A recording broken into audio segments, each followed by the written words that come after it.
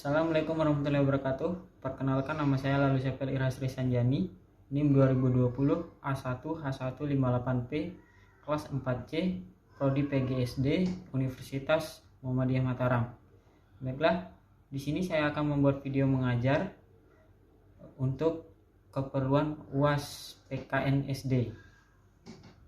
Baiklah, saya akan memulai videonya.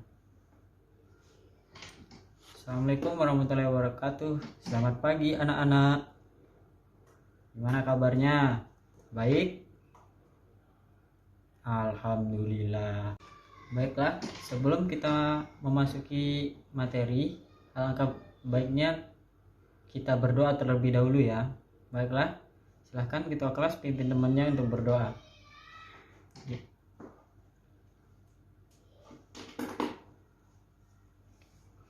Ya, baiklah. Sekarang kita mulai pembelajaran ya. Sini Bapak akan menjelaskan tentang paham keindonesiaan. Ada yang sudah tahu paham keindonesiaan?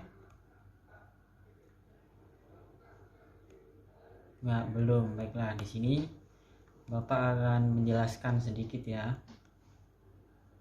Yang pertama, pengertian wawasan kebangsaan atau paham keindonesiaan. Kata wawasan berasal dari bahasa Jawa, yaitu mawas yang artinya melihat atau memandang.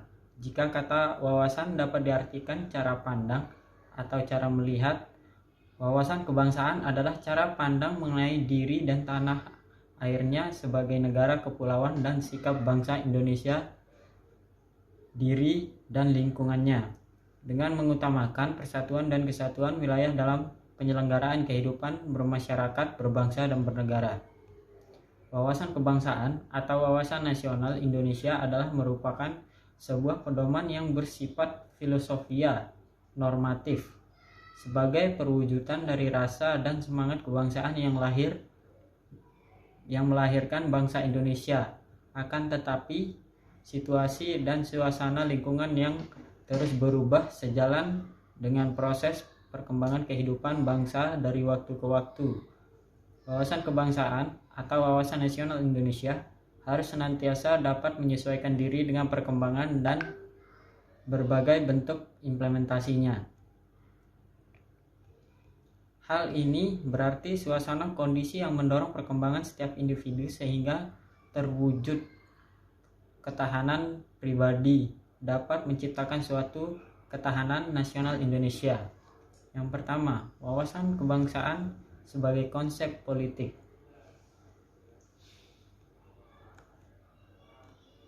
Wawasan kebangsaan adalah konsep politik bangsa Indonesia yang memandang Indonesia sebagai satu kesatuan wilayah, meliputi tanah atau daratan, air atau laut, termasuk dasar laut dan tanah di bawahnya, dan udara di atasnya secara tidak terpisah, yang menyatukan bangsa dan negara secara utuh menyeluruh, mencakup segenap bidang kehidupan nasional yang meliputi aspek politik, ekonomi, sosial, budaya, dan hankam.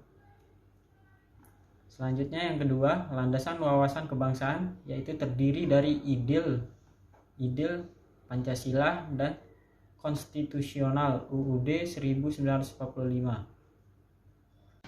Selanjutnya, yang ketiga, unsur-unsur dasar wawasan kebangsaan. Antara lain, yang pertama, wadah atau kontur, isi atau konteks, tata laku atau konduk. Hal ini hasil interaksi antara wadah dan isi wasantara yang terdiri dari yang A, tata laku batiniah, yaitu mencerminkan jiwa, semangat, dan mentalitas yang baik dari bangsa Indonesia.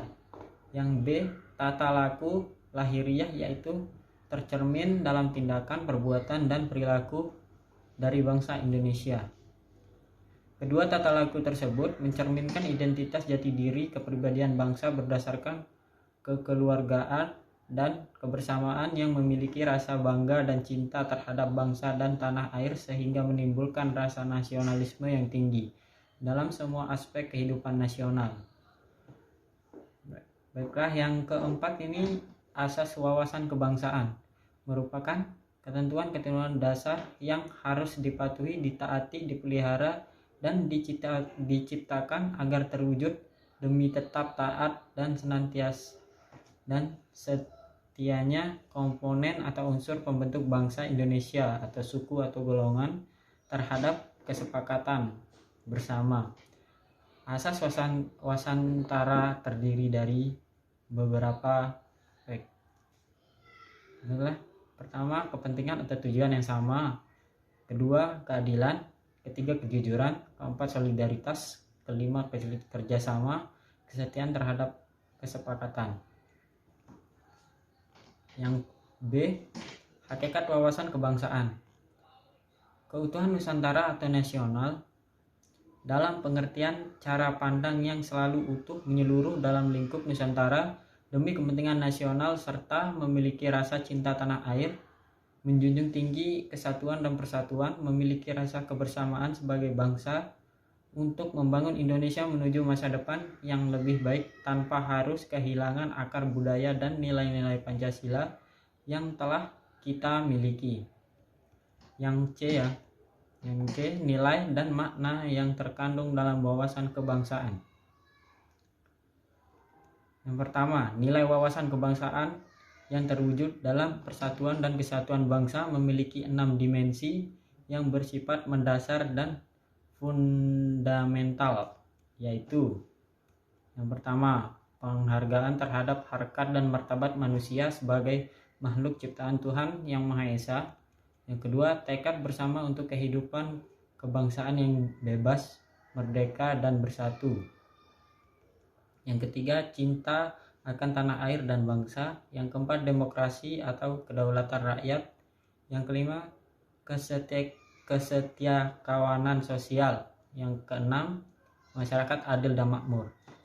Selanjutnya, wawasan kebangsaan bagi bangsa Indonesia memiliki makna. Yang pertama, wawasan kebangsaan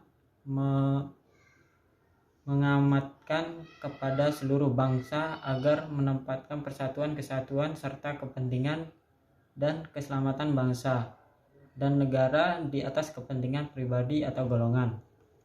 Yang kedua, wawasan kebangsaan mengembangkan persatuan Indonesia sedemikian rupa sehingga asas Bhinneka Tunggal Ika dipertahankan.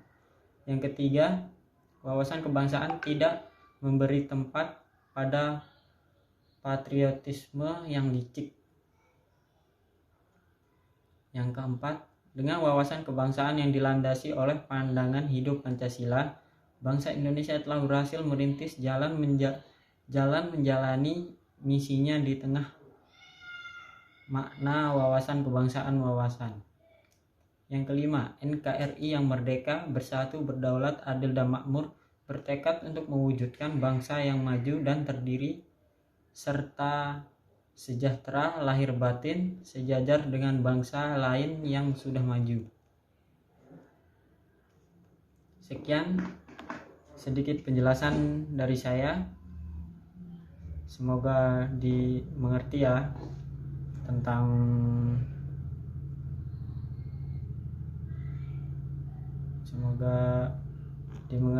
tentang paham keindonesiaan. Sekian dari saya. Wassalamualaikum warahmatullahi wabarakatuh.